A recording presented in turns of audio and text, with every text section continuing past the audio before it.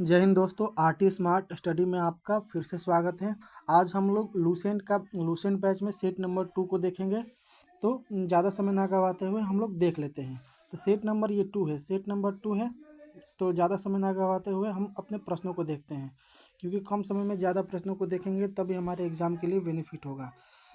तो पहला प्रश्न क्या बोलता है?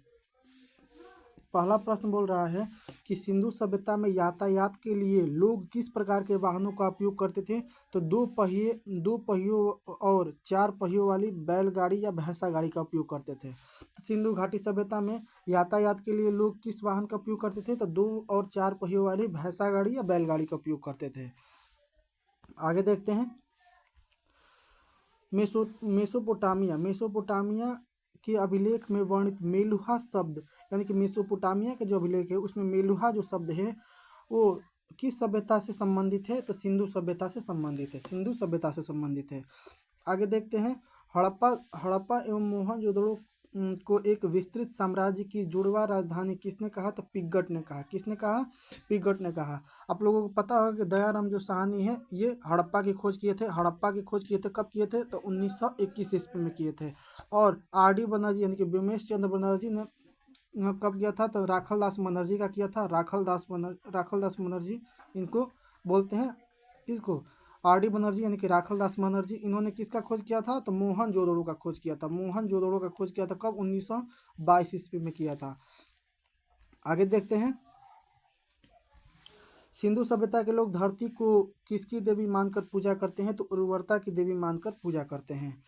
आगे देखते हैं। किस हड़प्पा कालीन स्थल का निचला शहर, यानी कि सामान्य लोगों के रहने वाला जो निचला शहर था, भी किले से घिरा हुआ था? तो कालीबंगा। कालीबंगा कहाँ है? तो राजस्थान में। कालीबंगा राजस्थान में। हड़प्पा कहाँ है? पाकिस्तान में। मोहनजोदड़ो भी पाकिस्तान में है और लोथल गुजरात में है। आगे देखते हैं। हड़प्पा में शवों को दफनाने की प्रथा थी, जबकि मोहनजोदड़ो में शवों के साथ किस प्रकार का व्यवहार किया जाता था? तो देखिए, हड़प्पा में शव को दफनाया जाता था, लेकिन यही मोहनजोदड़ो में शव को जलाया जाता था। याद रखिएगा, हड़प्पा में दफनाया जाता था और मोहनजोदड़ो में जलाया जाता था। आग में पकी हुई मिट्टी को क्या कहते हैं? तो आग में पकी हुई मिट्टी को टेराकोटा कहते हैं। आग में पकी हुई मिट्टी को टेराकोटा कहते हैं। आगे देखते हैं। ऋग्वैदिक काल और उत्तर वैदिक काल का विभाजन किस समयावधि के आधार पर किया गया था? तो देखिए, ऋग्वैदिक काल स्टार्ट होता है, देखिए 1500 ईस्वी से लेकर 1000 ईस्वी तक ये उत्तर वैदिक काल होता है। और 1000 ईस्वी से लेकर 700 ईस्वी तक क्या होता है? ये ईसा पूर्व है। ईसा पूर्व ये उत्तर वैदिक काल है। आप लोगों को समझ में आ गया होगा। तो देख लेते हैं इसका आंसर। ऋग्वैदिक काल और उत्तर वैदिक काल के विभाजन किस समयावधि के शासन काल में किया गया था? किस समयावधि के आधार पर किया गया था? तो 1500 से 1000 और 1000 से 600, 700 बता दिए, सॉरी 600 होगा, याद रखिएगा। मैक्स मुलर ने आर्यों का मूल निवास किस स्थान को माना है? तो मध्य एशिया को माना है। मध्य एशिया को माना है। आगे देखते हैं। ऋग्वैदिक समाज में कुल का मुखिया कौन होता है? तो कुलुप होता है। ऋग्वेद में गायों की खोज के लिए किस शब्द का प्रयोग किया गया था? तो गविष्टि शब्द का प्रयोग किया गया था। और दशराग यज्ञ का उल्लेख ऋग्वेद के किस मंडल में है? तो 7वें मंडल में है। 10वें मंडल में पुरुष सूक्त का वर्णन है, जिसमें 4 वर्ण बताया गया है: ब्राह्मण, क्षत्रिय, वैश्य और शूद्र। आप लोगों को पता होगा, जो कि ब्रह्मा के मुख, यानी कि ब्राह्मण जो है मुख से, क्षत्रिय जो है क्षत्रिय भुजाओं से, ब्राह्मण, क्षत्रिय, वैश्य जो है वो चरणों से, वैश्य जो जांघाओं से, और शूद्र जो है चरणों से उत्पन्न हुए थे। 9वें मंडल में देवता सोम का उल्लेख है, आप लोगों को पता होगा। आगे देखते हैं। ऋग्वैदिक काल में जीवन भर अविवाहित रहने वाली महिलाओं को क्या कहता है? अमाजु। सिंधु सभ्यता में मातृ देवी की उपासना क्यों सर्वाधिक प्रचलित थी? क्योंकि यहाँ से स्त्री मृण मूर्ति, यानी कि मिट्टी की मूर्ति अधिक मिली थी, इसीलिए सिंधु घाटी सभ्यता को मातृ देवी की उपासना से प्रचलित सभ्यता कहा जाता है। आगे देखते हैं। ऋग्वैदिक समाज में अमाजु किसे कहते हैं? तो जीवन भर अविवाहित रहने वाली महिलाओं को अमाजु कहा जाता है। ठीक, आगे देखते हैं। ऋग्वेद में ऋग्वेद में लोपामुद्रा घोषा अपाला का वर्णन किस संदर्भ में किया गया है? तो विदुषी स्त्रियों के संदर्भ में किया गया है। वैदिक काल में वाजपति नामक अधिकारी का कार्य क्या था? तो गोचर भूमि का अधिकारी होना, यही कार्य था। आर्यों का मुख्य पेय पदार्थ क्या था? तो सोमरस था। क्या था? सोमरस था। आगे देखते हैं, ऋग्वेद में उल्लेख दशराग्य जो युद्ध था किस नदी के तट पर लड़ा गया था? तो पुरुषनी नदी के। और दशराग युद्ध किसके किसके? तो 10 जनों और सुदास के बीच हुआ था, जिसमें सुदास जो थे जीत गए थे। आगे देखते हैं, ऋग्वेद में 10वें मंडल में पुरुष सूक्त किस बात का उल्लेख करते हैं? तो चतुर्थ वर्ण की उत्पत्ति, यानी कि 4 ब्राह्मण, क्षत्रिय, वैश्य और शूद्र का उत्पत्ति हुआ है, यही बात कहता है चातुर्वर्ण उत्पत्ति। आगे देखते हैं, ऋग्वैदिक काल में अघन्या शब्द किसे कहा जाता है? यानी कि न मारे जाने वाला पशु, यानी कि गाय थी, न मारे जाने वाली पशु थी। ऋग्वैदिक काल में व्यापार हेतु दूर दूर तक जाने वाले व्यक्ति को क्या कहते हैं? तो पणी कहते हैं। क्या कहते हैं? पणी कहा जाता था। ऋग्वैदिक काल में देवता, किस देवता को युद्ध की देवता या वर्षा के देवता कहा जाता था? तो इंद्र को देवता। और सबसे अगर पुराना देवता यानी प्राचीन देवता पूछेगा तो धौ हो जाएगा, क्योंकि आकाश के देवता थे, याद रखिएगा। भारतीयों को लोहे का ज्ञान किस सदी में हुआ? तो ईसा पूर्व 8वीं सदी में हुआ था। ऋग्वैदिक काल में वस्तु विनिमय प्रणाली में किस धातु का उपयोग किया जाता था? तो वस्तु विनिमय प्रणाली में कोई धातु का उपयोग नहीं किया जाता था, बल्कि सीधे वस्तुओं का आदान प्रदान किया जाता था। जैसे मान लीजिए कि कोई व्यक्ति है, किसी व्यक्ति के पास चावल अधिक है और किसी व्यक्ति के पास दाल अधिक है, तो ये चावल देकर उनसे दाल ले लेता था। तो यही होता है वस्तु विनिमय प्रणाली, जिससे दोनों का काम चल जाता था। आगे देखते हैं, उत्तर वैदिक काल में इंद्र के स्थान पर कौन से देवता सर्वाधिक प्रिय हो गए? तो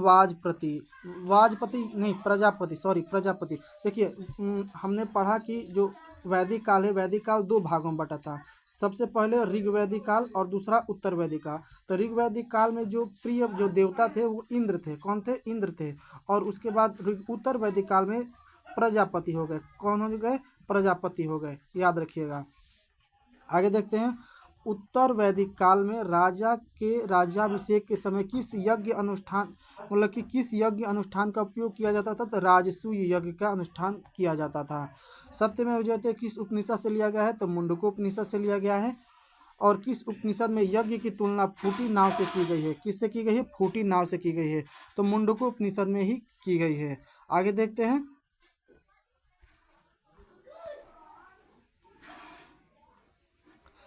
किस नगर में प्रथम बार पक्की ईंट का प्रयोग उत्तर वैदिक काल में किया गया था? तो कौशाम्बी में किया गया था। कि विश्व का सबसे बड़ा महाकाव्य कौन सा है? तो महाभारत है। महाभारत की जो रचयिता कौन है? तो वेद व्यास है। कौन है? वेद व्यास है। और रामायण के वाल्मीकि है। या रामचरितमानस के कौन है? तो वेद व्यास है। रामचरितमानस के वेद व्यास। तुलसीदास है। रामचरितमानस के तुलसीदास है। सॉरी दोस्तों। आगे देखते हैं, सांख्य दर्शन भारत के सभी दर्शनों में सबसे प्राचीन है। सांख्य दर्शन, इसके अनुसार मूल तत्व कितने हैं? तो 25 है। कितने हैं? 25। अगर सांख्य दर्शन की बात करें तो सांख्य दर्शन के जो प्रवर्तक हो जाएंगे कपिल हो जाएंगे। कौन हो जाएंगे? कपिल हो जाएंगे। आगे देखते हैं, योग विचारधारा के अनुसार मुक्ति प्राप्त करने का साधन यम, नियम, प्रत्याहार, धारणा, ध्यान और लास्ट में क्या हो जाएगा? समाधि हो जाएगा। यानी कि अगर आपको मुक्ति पाना है तो सबसे पहले यम, नियम, प्रत्याहार, धारणा और ध्यान, साथ साथ समाधि, अंत में समाधि आता है। आगे देखते हैं, वैशेषिक विचारधारा के अनुसार ब्रह्मांड का हर पदार्थ किन 5 तत्वों से बना है? अग्नि, वायु, जल, पृथ्वी और आकाश से मिलकर बना हुआ है। मीमांसा का वास्तविक अर्थ क्या होता है? तो तर्कपूर्ण चिंतन, विवेचन तथा अनुप्रयोग की कला, यही होता है मीमांसा का वास्तविक अर्थ। यानी कि मीमांसा का वास्तविक अर्थ क्या होता है? तो क्या होता है? तर्कपूर्ण चिंतन, विवेचन और अनुप्रयोग की कला, ये मीमांसा का वास्तविक अर्थ है। किस दर्शन को किस दर्शन ने परमाणु सिद्धांत का विकास किया है? तो वैशेषिक विचारधारा ने, वैशेषिक विचारधारा ने। अगर सांख्य दर्शन की बात करें तो सांख्य दर्शन के कौन प्रवर्तक हो जाएंगे? कपिल हो जाएंगे, जैसे कि मैंने बताया। न्याय दर्शन के गौतम हो जाएंगे, याद रखिएगा, गौतम हो जाएंगे। मीमांसा दर्शन के जैमिनी, मीमांसा दर्शन के जैमिनी हो जाएंगे, जैमिनी। आगे देखते हैं। ऋग्वैदिक काल में मनुष्य और देवता के बीच मध्यस्थ की भूमिका कौन निभाते हैं? तो अग्नि करते हैं। ऋग्वैदिक काल में ऋग्वैदिक काल में ऋग्वेद में गंगा का उल्लेख कितनी बार किया गया है? तो एक बार किया गया है। उत्तर वैदिक काल में हल को क्या कहा जाता था? तो सिग कहा जाता था। लोकायत दर्शन की नींव किसने रखी थी? तो बृहस्पति ने रखी थी। किसने रखी थी? बृहस्पति ने रखी थी। किस दर्शन के अनुसार ब्रह्मांड में केवल 4 तत्व अग्नि, पृथ्वी, जल, वायु है और यह आकाश को 5 आधारभूत तत्वों में शामिल नहीं करते? तो कौन नहीं करते हैं? तो चवार्क, लोकायत दर्शन के जो प्रवर्तक है चवार्क, ये नहीं करते हैं। आगे देखते हैं। किस उपधारा के अनुयायी कर्म के सिद्धांत में विश्वास नहीं करते हैं थे? और बिंदुसार इसके अनुयायी थे, यानी कि आजीवक संप्रदाय के अनुयायी कौन थे? बिंदुसार थे। और ये जो थे कर्म के सिद्धांत में विश्वास नहीं रखते थे। खाओ पियो और मस्त रहो सिद्धांत के किस विचारधारा, मतलब का सिद्धांत किस विचारधारा ने प्रतिपादित किया था? तो लोकायत दर्शन ने। खाओ पियो और मस्त रहो। आगे देखते हैं। बौद्ध ग्रंथ अंगुत्तर निकाय में किसकी जानकारी मिलती है? तो बुद्ध के जन्म के पूर्व भारतवर्ष में 16 महाजनपद थे। यानी कि अगर बात करें, अगर अंगुत्तर निकाय, तो अंगुत्तर निकाय का संबंध बौद्ध धर्म से है। अंगुत्तर निकाय का संबंध बौद्ध धर्म से है, जिसमें 16 महाजनपदों का उल्लेख है। तो एक जैन ग्रंथ भी था जिसमें जिसका नाम है भगवती सूत्र। भगवती सूत्र में भी 16 महाजनपदों की उल्लेख मिलता है। आगे देखते हैं। जैन धर्म के संस्थापक तथा प्रथम तीर्थकर कौन थे? तो ऋषभदेव थे, ऋषभदेव। जैन परंपरा का सर्वाधिक लोकप्रिय ग्रंथ कौन है जिसमें 24 तीर्थकरों का जीवनी वर्णन है? तो कल्पसूत्र, कल्पसूत्र है। जैन धर्म के 23वें तीर्थकर पार्श्वनाथ ने संन्यास जीवन स्वीकारने के बाद क्या शिक्षा दी थी? तो अहिंसा, अहिंसा, सत्य बोलना, चोरी न करना और संपत्ति। और इसी के अंत में ब्रह्मचर्य को जोड़े थे। ब्रह्मचर्य, ब्रह्मचर्य को कौन जोड़े थे? तो जैन धर्म के 24वें तीर्थकर महावीर स्वामी जोड़े थे, याद रखिएगा। आगे देखते हैं। महावीर स्वामी के बचपन का नाम क्या था? तो वर्धमान। और अगर बुद्ध के बचपन के नाम पूछेंगे तो सिद्धार्थ हो जाएगा। क्या हो जाएगा? सिद्धार्थ हो जाएगा, सिद्धार्थ, याद रखिएगा ये प्रश्न। आगे देखते हैं। महावीर स्वामी को किस नदी के तट पर और किस वृक्ष के नीचे संपूर्ण ज्ञान का बोध हुआ था? तो ऋजुपालिका नदी के तट पर और साल वृक्ष के नीचे। ज्ञान प्राप्ति के बाद महावीर स्वामी क्या कहलाए? तो जीन, अरहत और निर्ग्रंथ। जीन का मतलब विजेता होता है, अरहत का मतलब पूज्य होता है और निर्ग्रंथ का मतलब बंधनहीन होता है। आगे देखते हैं। महावीर ने अपने उपदेश किस भाषा में दिए हैं? तो प्राकृत भाषा, जिसे हम लोग अर्धमगधी भाषा भी बोलते हैं। महावीर के प्रथम अनुयायी कौन थे? तो उनके दामाद जमाली थे। किस महाजनपद की राजधानी मथुरा है? तो सूरसेन की मथुरा है। कौन सा महाजनपद दक्षिण भारत में स्थित एकमात्र महाजनपद है? तो अस्मक जनपद। अस्मक का राजधानी पोटनी या पोटल होता है, याद रखिएगा। महावीर स्वामी की माता त्रिशला किस राजा की बहन थी? तो राजा चेटक की बहन थी। जैन धर्म के 24वें तीर्थकर महावीर स्वामी का प्रतीक चिन्ह क्या है? तो सिंह है। क्या है? सिंह है। सर्प किसका है? तो पार्श्वनाथ का सर्प है। जैन धर्म के 23वें तीर्थकर पार्श्वनाथ का प्रतीक चिन्ह क्या है? तो सर्प है। जैन धर्म के किस तीर्थकर को भगवान कृष्ण के निकट संबंधी माना गया है? तो अरिष्टनेमी को भगवान कृष्ण के निकट संबंधी माना गया है, याद रखिएगा। वेदांत दर्शन के आधार पर लिखे गए प्राचीनतम ग्रंथ कौन से हैं? तो ब्रह्मसूत्र या वेदांत सूत्र। ब्रह्मसूत्र या वेदांत सूत्र। महावीर ने अपने शिष्यों को कितने गणधरों में विभाजित किया है? तो 11 गणधरों में विभाजित किया है। कितने गणधरों में? 11 गणधरों में विभाजित किया है। आगे देखते हैं। महावीर की मृत्यु के बाद भी जीवित रहने वाले जैन धर्म के प्रमुख मुख्य उपदेशक कौन थे? तो आर्य सुधर्मा जो थे, कि महावीर की जब मृत्यु हो गई तो उनके बाद भी जैन धर्म को आगे प्रचार प्रसार करते रहे। कौन थे? आर्य सुधर्मा थे। लगभग 300 ईसा पूर्व में मगध में 12 वर्षों के भीषण अकाल के कारण भीषण अकाल के कारण कौन अपने शिष्यों के साथ कर्नाटक चले गए? तो भद्रबाहु चले गए। कौन चले गए? भद्रबाहु। जैन मत किन संप्रदायों में विभाजित हो गया? तो श्वेतांबर और दिगंबर। श्वेतांबर और दिगंबर। श्वेतांबर के जो श्वेत वस्त्र धारण करते थे श्वेतांबर कहलाते हैं, और जो बिना कपड़ों के रहते हैं उन्हें दिगंबर कहा जाता है। श्वेतांबर के संस्थापक स्थूलभद्र हुए, स्थूलभद्र, और बिना कपड़ों वाले यानी कि दिगंबर के संस्थापक हुए भद्रबाहु। भद्रबाहु हुए, याद रखिएगा, भद्रबाहु। आगे देखते हैं श्वेतांबर संप्रदाय के शिष्य कौन थे? तो जो स्थूल श्वेतांबर संप्रदाय के शिष्य कौन थे? तो स्थूल भद्र के शिष्य थे। दिगंबर और श्वेतांबर संप्रदाय के बीच मुख्य अंतर क्या था? तो ब्रह्मचर्य का पालन, ये दोनों के बीच मुख्य अंतर था।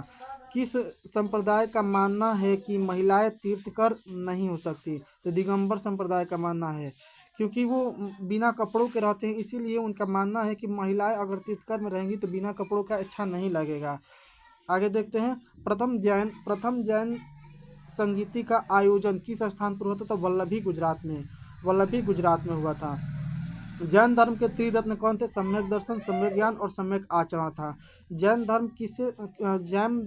धर्म में किसमें मान्यता नहीं है, यानी कि जैन धर्म किसको मानता नहीं है? ईश्वर में मान्यता नहीं रखता है। जैन धर्म के अनुसार सृष्टि का निर्माण किन दो मूल तत्वों से हुआ है? तो जीव और अजीव, ये दो मूल तत्वों से हुआ है।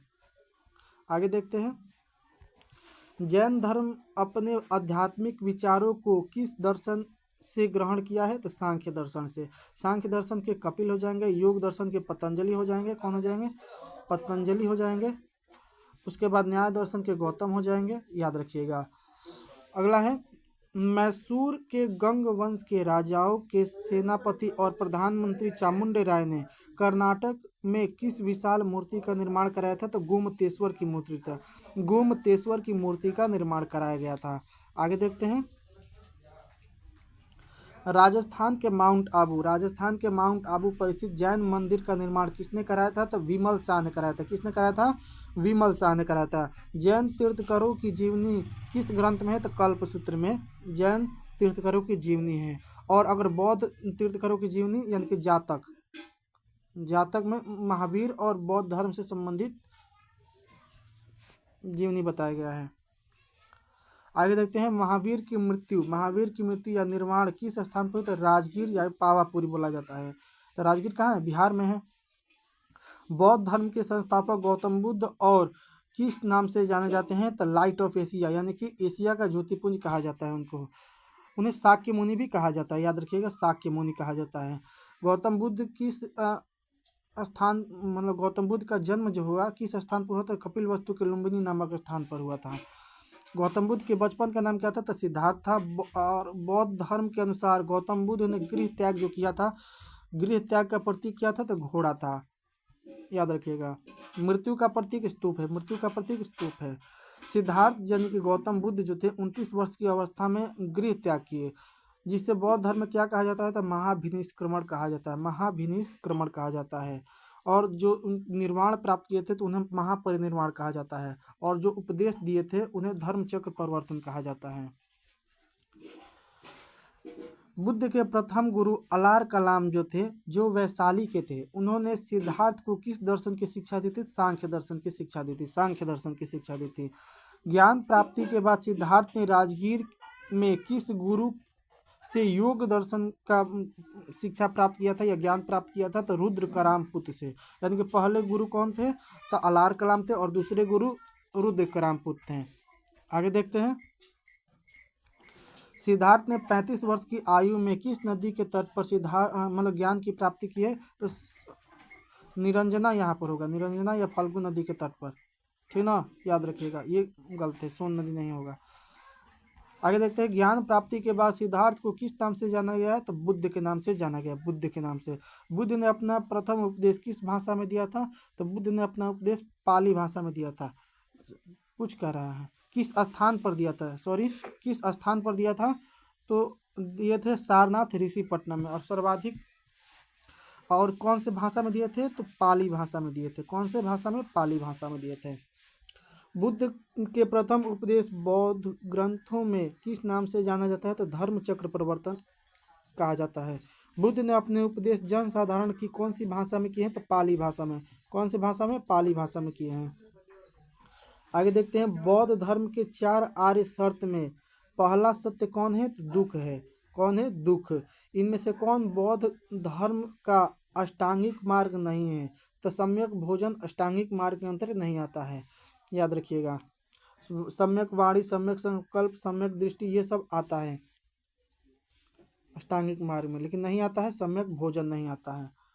बौद्ध धर्म का परम लक्ष्य क्या था? तो बौद्ध धर्म का परम लक्ष्य क्या था? जिसका अर्थ होता है दीपक का बुझ जाना। जब दीपक बुझ जाएगा तो यानी कि निर्वाण हो जाएगा, यानी कि मृत्यु हो जाएगी। बौद्ध धर्म और जैन धर्म के बीच किस सिद्धांत की समानता थी? तो अनिश्वरवाद, यानी कि दोनों ईश्वर को नहीं मानते थे। गौतम बुद्ध ने सांसारिक समस्याओं से व्यथित होकर गृह त्याग किया। उस समय उनकी आयु कितनी थी? तो 29 वर्ष। और ज्ञान प्राप्ति कब हुआ? 35 वर्ष की अवस्था में हुआ, याद रखिएगा। आगे देखते हैं, बुद्ध को जिस पीपल वृक्ष के नीचे ज्ञान की प्राप्ति हुआ उसे आज किस नाम से जानते हैं? यानी कि उसे किस नाम से जाना गया? तो बोधि वृक्ष के नाम से जाना गया। और कहाँ? बोध गया में। बोध गया में ज्ञान की प्राप्ति हुई थी, बोध गया में, याद रखिएगा।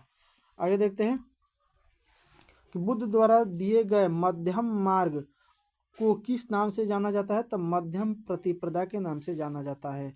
बौद्ध धर्म में भिक्षुओं के लिए कितने शीलों का पालन करना अनिवार्य है? तो 10 शीलों का पालन करना अनिवार्य है। अगर बौद्ध धर्म में प्रवेश करने की आयु की बात करें तो 15 वर्ष थी। कितने वर्ष थी? 15 वर्ष थी। आगे देखते हैं कि बुद्ध ने किस व्यक्ति को 4 दृश्यों ने देखा, मतलब बुद्ध ने किस व्यक्ति को 4 दृश्यों में देखा जाता था जब वह कपिल वस्तु के सैर पर निकले? तो देखिए, जब बुद्ध जो थे, पहले सिद्धार्थ नाम था, तो सिद्धार्थ जो थे ना, जब सिद्धार्थ का जन्म हुआ तो जब पंडित जी को दिखाया गया उसका हाथ, तो वो पंडित जी बताए कि आगे चल के या तो बहुत बड़ा राजा बनेगा या सन्यासी बनेगा। तो मतलब कि ज़्यादा से ज़्यादा सन्यासी ही बनने का, मतलब कि उसके हाथ में जो लकीरें थे वो बता रहे थे, ठीक ना। तो उनके जो पिता थे वो सोचते थे कि ऐसा कोई दृश्य ही ना देखे जिससे सिद्धार्थ के अंदर वैराग्य का भाव आए। तो जब एक बार जब राजा नहीं थे अपने राज्य में, तो सिद्धार्थ क्या करते हैं कि अपने जो सारथी होते हैं वो सारथी बैठ जाते हैं गाड़ी पर और निकल चलते हैं सैर के लिए। तो सबसे पहला जो व्यक्ति मिलता है ना, सबसे पहला व्यक्ति मिलता है, एक बूढ़ा व्यक्ति मिलता है। तो बूढ़ा व्यक्ति, यानी कि आज तक वो बूढ़ा नहीं देखे थे, तो बोले कि ये कौन है? तो बूढ़ा व्यक्ति है। तो ये क्या होता है? तो ये मतलब कि हर एक, मतलब कि जो जीवन होता है,